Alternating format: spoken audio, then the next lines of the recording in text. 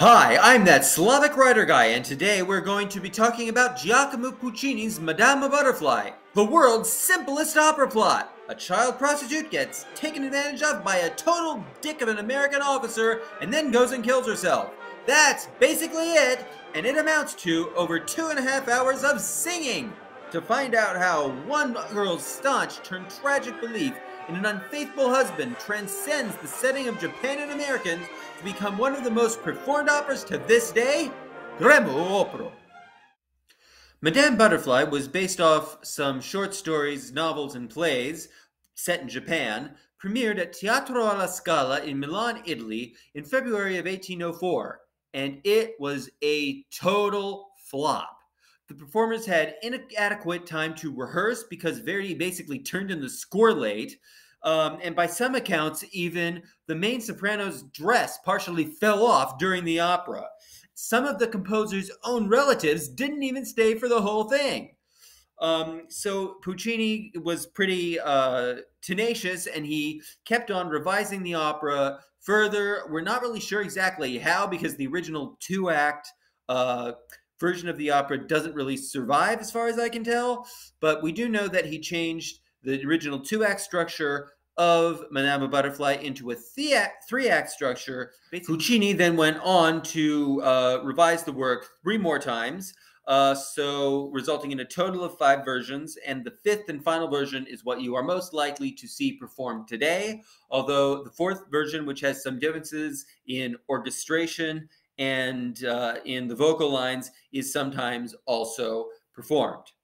So as I said, really simple plot, even as far as opera plots go. Basically, an American officer of dubious scruples uses this naive young Japanese courtesan into thinking that he actually loves her, and when he doesn't. And so when she finally realizes that, she kills herself and dies. The end.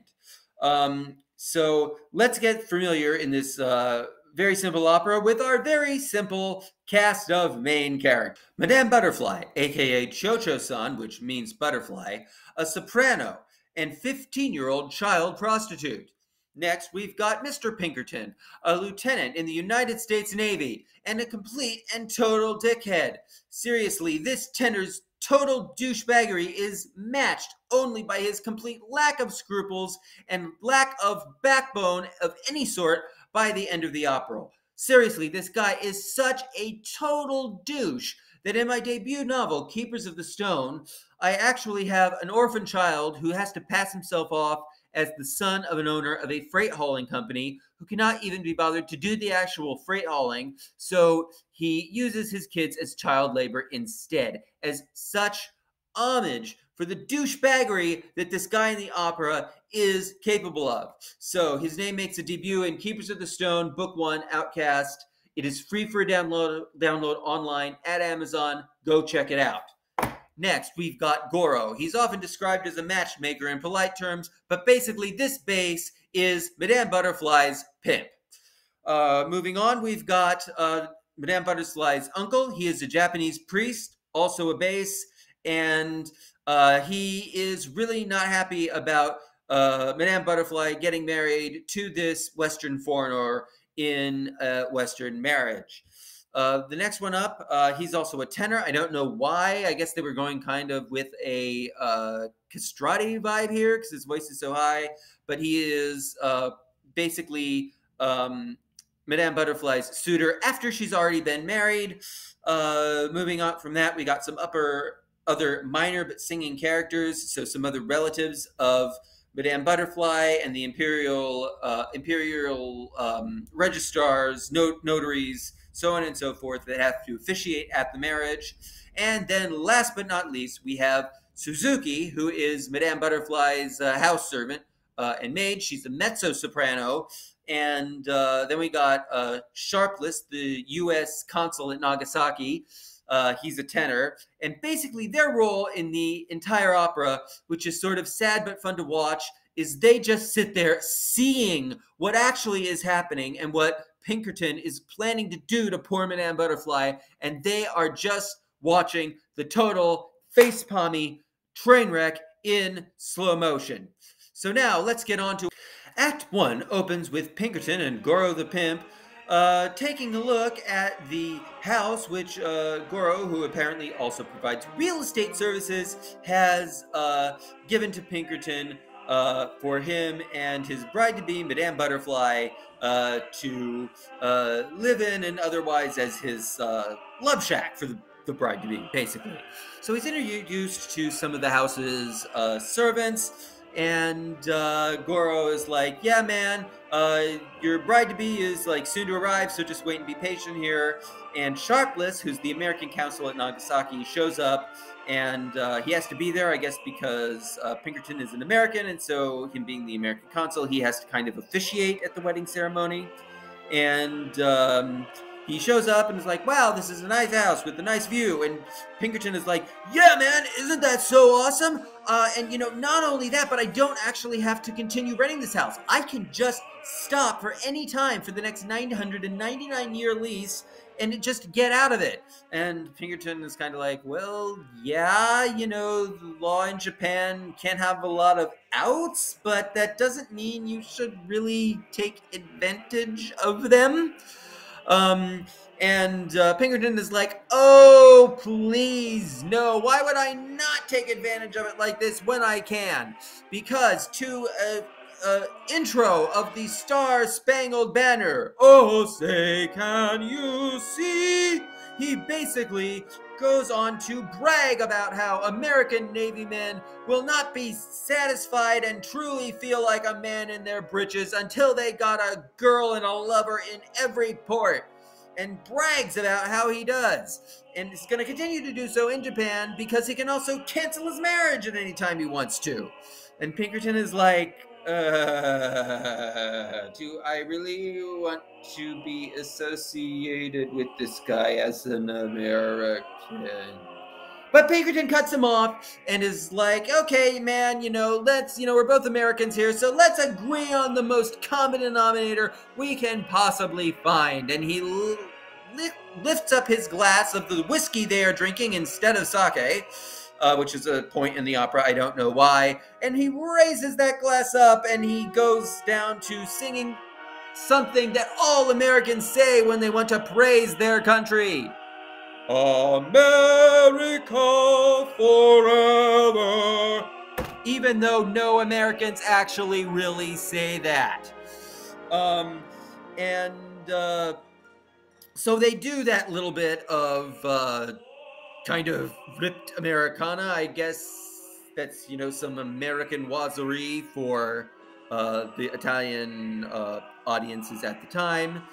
And then Pinkerton is like, okay, so you're bragging about this. So is this all really about love or not? And Pinkerton keeps going on like, well, yeah, man, I don't know whether I'm really in love or just infatuated because I can get like this really hot young girl for me. And it's not only that I can get her, it's especially because she's so young and innocent and beautiful, and she looks like the butterfly she's named after, and that even makes her more of a turn on for me because she's so beautiful and tender and naive that I could kind of, break her by loving her because she's such a delicate butterfly, and I'm me. Then, Sharpless kind of keeps going, okay. And he's, then Pinkerton's like, what, man, you got a problem? I don't really mean to actually do real harm to you. Like, she gets it right that this isn't real. And, it's not because, they have another toast to kind of smooth other things over. And, Pinkerton then adds on to the toast by going, yeah, me and my family and all my relatives back at home in the good old US of A. And, also when I get back after all of, sowing my oats on the 7 high seas, and I have a real American wife. So before anything more else can be said, the wedding party shows up. Cho-Cho-san's relatives all come up the hill to the house, and then that's followed by Madame Butterfly, who kind of comes after them and is presented to Pinkerton, and he asks her, how was your climb, and some basically pleasantries, and she cannot lay enough compliments on Pinkerton until he literally just dismissively cuts her off as kind of a bit of a foreshadowing as to where this is all going, as it should have been to not least Madame Butterfly herself. But she then goes on to inform them that, she's really not a bride, but is from a wealthy family that was once wealthy, and now that that's no longer a thing, she basically has had to spend her time before this, dancing for other men, e.g., basically, yeah, she is a hooker. But, not to dwell on that, because Mr. Pimp then announces that the, registrar or the notary of Japan or whoever has showed up to make this marriage official. The wedding party all greets each other and is, throwing forth all the pageantry that would be associated with a real wedding. And, of course, Pinkerton has to continue bragging silently to Sharpless about how smart he is, saying that this whole thing is a farce because they will only be my relatives for a month, and then I can cancel it after I've basically deflowered this young virgin. And Sharpless is still like, okay, first of all, she is only 15. Don't you think she's a bit young? And second of all, did you just see how she's acting around you? She does not consider this to be your, personal Playboy stunt. With the wedding party all abuzz, Pinkerton then leads Madame Butterfly into the little house that he has rented for 999 years, but really just, so far, however long it suits his fancy. And this is used as an excuse for her to show Pinkerton her few remaining possessions, including some idols that represent the ancestors to the gods in the Buddhist ancestral religion that she used to worship. And some handkerchiefs and some other stuff that she keeps around for having to dance for the men and stuff. And then she also, in a way to bring in a Chekhov's gun device there, Puccini, something that was given to her father by one of the princes. And yeah, basically it is a seppuku dagger. So she shows all of these, and then she's like, these ancestral spirits that I keep around, well, they really aren't my religion anymore because I'm so in love for you and I wanted to do right by you that I have secretly gone to the American consulate and converted to, I guess, Christianity, which she refers to as the Americans' religion. Shows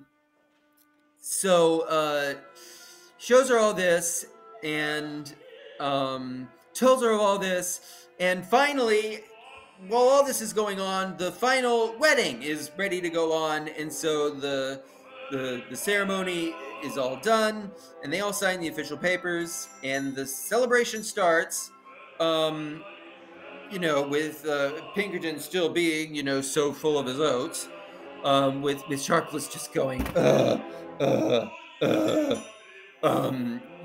I'd love to watch Sharpless throughout this entire opera, because that's basically his whole role, along with Suzuki. Like, they're the only ones who can see where this is going, and especially Sharpless is just going like this whole opera like this, like, okay, since Madame Butterfly herself is a innocent 15-year-old girl, and the other main guy in these goings on is Pinkerton, who is apparently thinking with all of the logic of a frat boy whose dick is on Viagra, that the only person here who is actually going to have to be like an adult is me, even though I am not really in a position to do that. So yay again, Sharpless facepalm. So he keeps basically facepalming throughout the entire wedding ceremony. The wedding party then gets crashed by Madame Butterfly's uncle, who is a bonze, a Japanese priest, and he shows up denouncing her and denouncing her conversion to Christianity, which he has found out about, and he takes the opportunity to come here and hand down his curse upon Madame Butterfly for it. I mean, it's opera, right? So there's gotta be a curse.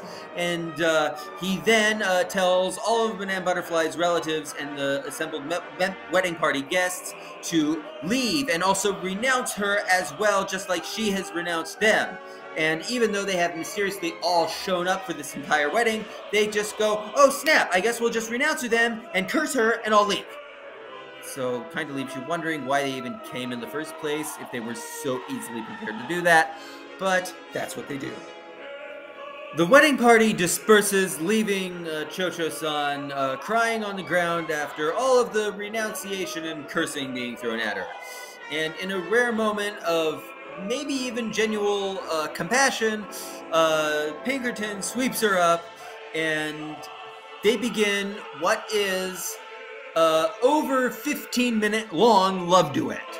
And so, you know, tells her not to be so sad and not to cry, and she said, well, I'm not crying because I'm happy to be with you, even though I still can't get all that cursing shit out of my mind.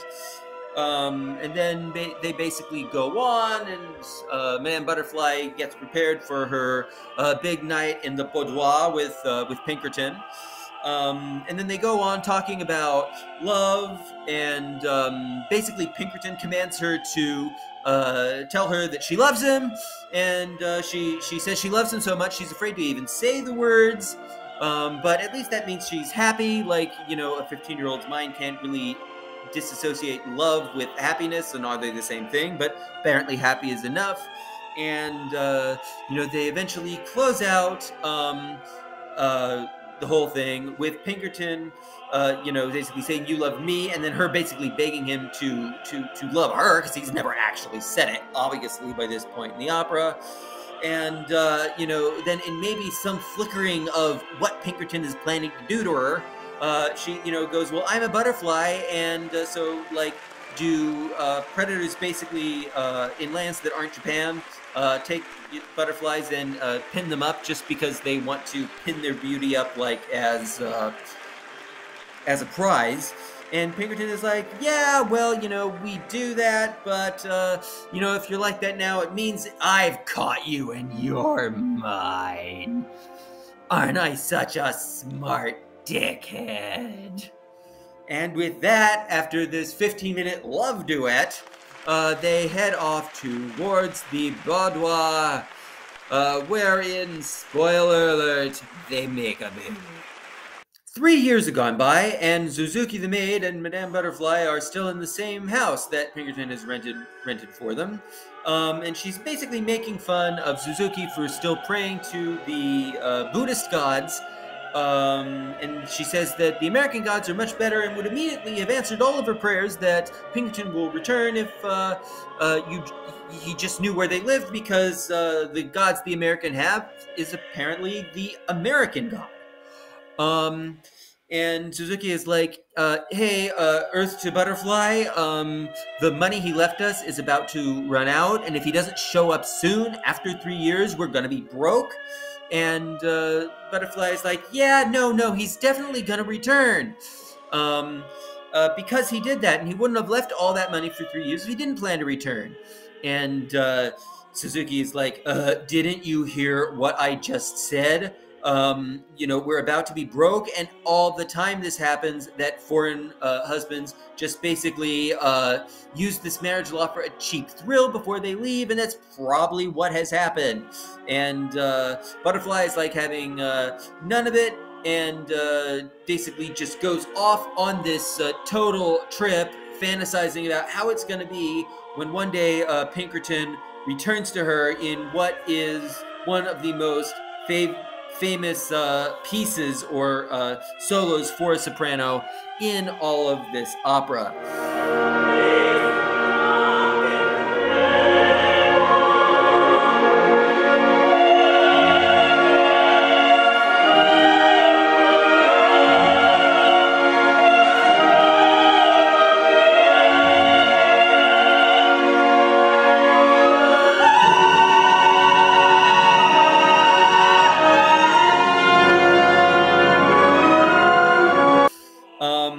So following on that,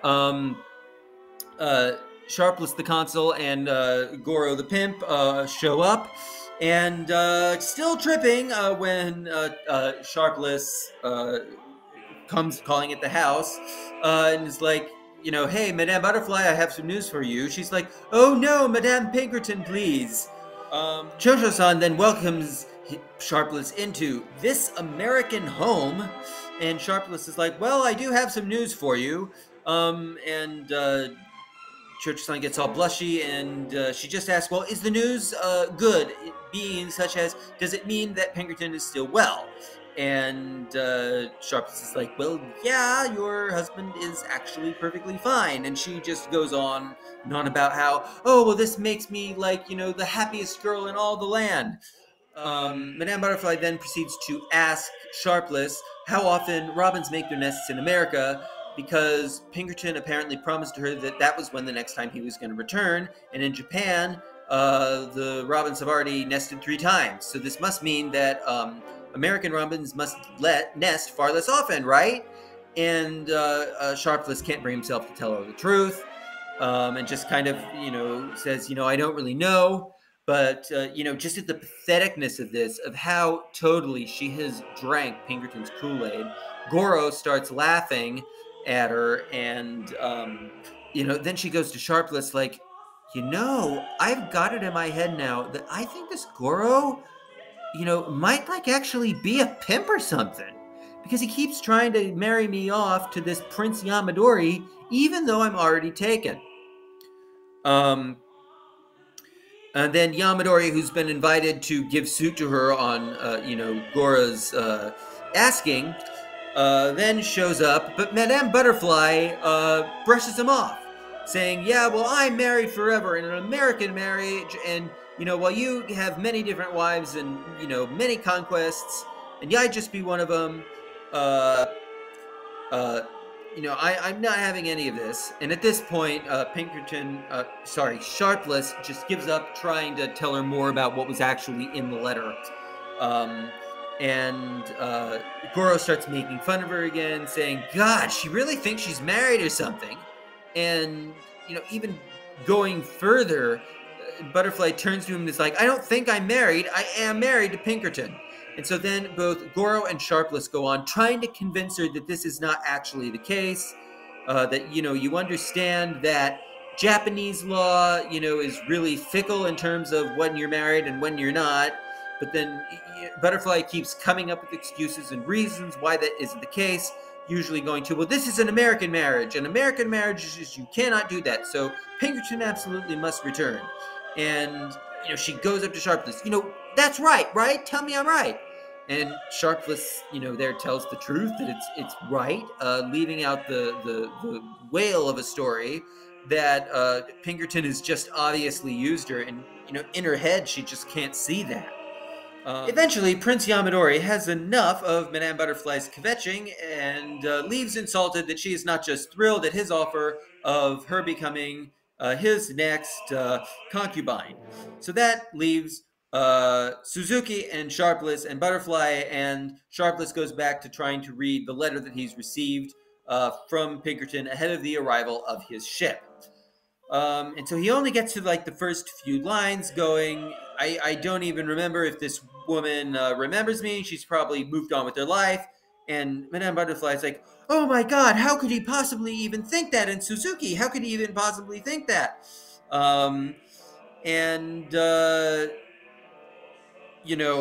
Basically he goes on reading the letter and saying, if she's still there and has on this off chance waited for me, then, you're the one who has been given charge by me to, kind of let her down easy.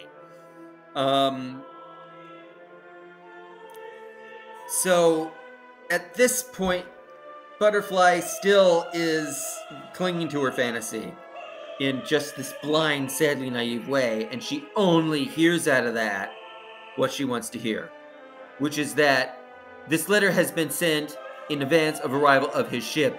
Oh my God, he's coming, we have to, prepare the house for him immediately, and it's all going to be great, because we're all going to be living in this happy American home, at which point, privately, Sharpless start outright going, God damn this douchebag Pinkerton and what he's done to her, and he kind of does start trying to let her down, asking her, "Okay, Butterfly, what's your plan B here? Let's just say that he's not returning." And Butterfly goes on into another flurry of singing that basically amounts to, well, I would have two options, which would be basically going back to being a prostitute and dancing for men, kind of like a fake geisha, which after I've been married to Pinkerton, I could not stand the thought of doing that anymore because that's so honorless, so I would just go and kill myself. Yeah, really, honey? Dying? Don't you think you really want to reconsider this offer from an actual prince that would actually be really good for you? And this just pisses Butterfly off to no extreme, and she demands that Suzuki show Sharpless out of the house. Because of course I could never stop loving him, and here is the very reason why I love him so very much, and he will love me. And she goes into another room and brings out this interracial child that she has had with Pinkerton. Right on cue, a ship shows up in the harbor and drops its anchor, and Cho-Cho-san immediately recognizes it by its name as Pinkerton's ship, the USS Abraham Lincoln. Okay, Puccini, you need a serious talking to. If you're gonna put some actual Americana into this opera, you could have at least done enough research to have it be faithful to what is actual Americana. So first of all, we have the Star-Spangled Banner, the national anthem, being associated as the exemplar of how all Americans act with the supreme douchebag in this entire opera, who then makes a toast, America Forever, which is something no Americans actually said. And now we have the USS Abraham Lincoln, which is just pluck a famous name out of American history. I mean, if you've done some research, it could have also been named something that would have actually named a ship during that time. Like, yeah, I know it could have been Abraham Lincoln, but it also could have been something with a bit more flair, as in, or I did research on this, like, I don't know, the Ulysses S. Grant, or the USS Andrew Jackson, or John Adams, or any of that. And even beyond that, I also should mention that when Sharpless has the letter to give to Madame Butterfly to let her down, Pinkerton's full name is listed there as Benjamin Franklin Pinkerton. I mean, so let's say this was Russia and you needed a character name and you didn't really know anything about Russia. So you just went, oh yeah, the character is going to be named Boris Yeltsin Ivanov. I mean, seriously, if you were going to include Americana, you could actually have been faithful to actual real Americana, as opposed to putting it in a very window dressing way that could be insulting to actual Americans. You know, because that's what this opera all comes under fire for, right? Its way of dissing white people. Madame Butterfly gets really excited and tells Suzuki to prepare the house full of flowers and to prepare her for the arrival of Pinkerton. And as that doesn't happen, as night falls, Suzuki and Madame Butterfly's son, they fall asleep. But Butterfly stays awake all night. And this ends Act 2. But we don't actually stop here. We go on to Act 3. Usually, opera companies will do some kind of elaborate staging or dream sequence to this. But it's bridged by something known as the humming chorus, where the opera chorus basically just sings off stage by humming. And it's actually a really good way, because instead of just telling everyone to have the passage of time go by the curtain falls and then tell everyone to go out and gamble or have a champagne or smoke break, they keep everyone in the theater for a few minutes and they sing this almost hypnotic song that really does give you a good sense of the passage of time until next morning when we begin Act 3. Act 3. The sun has risen, and after keeping up her all-night vigil, Madame Butterfly takes her child into another room and finally falls asleep, leaving Suzuki up when Pinkerton and Sharpless show up right on cue. And at first, Pinkerton is shocked to find out that she knows that he's coming because she has studied all the ships coming into the harbor for his return over those past 3 years. At which point, basically, it's Suzuki and Pinkerton trying to co-parent the rest of the truth coming out to Madame Butterfly until the shitstorm ends. So seeing all of these flowers and the house all done up, all ready for his arrival, Pinkerton finally admits that, oh my god, after all of my bragging about all of my Dick's great conquests, and this young girl being one of them, I am now too much of a pussy to even face her. Cho-Cho-san then comes back into the main living room and sees Kate, Pinkerton's American wife, who he thinks is a real wife apparently, as opposed to Cho-Cho-san, in the garden, and then she just asks Suzuki, give me a yes or no, is Pinkerton really still alive? And Suzuki finally has to break the news to her that, yeah, he's still alive. And seeing, learning that and seeing this white woman in her garden, that's when she knows. And her whole worldview starts to collapse. Her heart is broken, and all the hope that she has hinged on this guy turns out to be a lie that he never intended to be anything but from the beginning. And so, in a kind of slap in the face, her feeling trapped with nowhere else to go, she does what she has to do by giving this child over to Kate, Pinkerton's American wife, who she's agreed to raise the child. And she goes back into her rooms, and she takes out the dagger that was earlier seen in the plot as being basically a seppuku dagger, and she commits seppuku on herself, leaving the child for Pinkerton and his wife, waving a sad little American flag, blindfolded so that he doesn't see his mother kill herself, and finally hearing her final screams, Pinkerton runs into the room after her and sees this spectacle, and finally he cries out for her, realizing what an utter dick he's been. Curtain fall. End of this. Madame Butterfly remains one of the most widely kept in opera repertories around the world, and one of the most widely performed, right up there next to Aida or Traviata up to this day. And I really have to say that what makes it so good, despite the fact that it doesn't have a lot of earbuds that you go out of the theater singing, is really the transcendent simplicity of its story.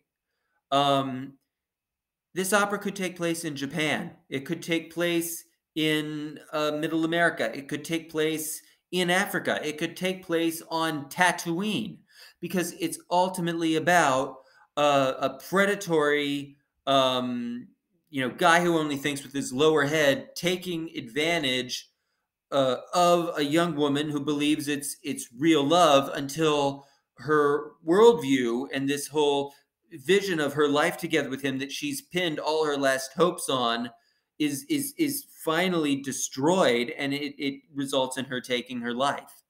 And that could happen anywhere. And I really think that's why you see it staged so much today, despite claims that this opera is somehow irredentalist or cultural appropriation. And, well, that's a fair argument. By some accounts, it would be all those things. But this is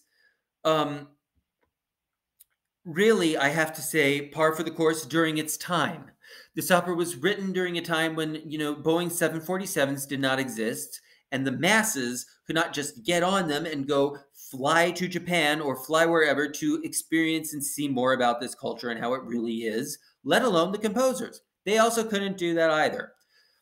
So really, these kind of call-outs and bringing in these various elements of Japan and of America, very simplistically described as they are, were brought in to make the setting feel exotic for the audiences, just by giving it a window dressing of esotericism, if you will. And opera has a large and proud tradition of doing this. Just because that's what draw the masses into the theater. Be it Carmen, for example, with Spain, Macbeth or Lucia de Lammermoor, set in Scotland. You've also got L'Italiana in Algeria, that's set in Algeria, which was this kind of interesting exotic land controlled by Turkey for Italians at the time, the Ottoman Empire. And then you have the case of Madame Butterfly. It's set in Japan. No, it is not meant to represent, but it was never meant to be that. It was just meant to be an exotic setting to tell this transcendent story.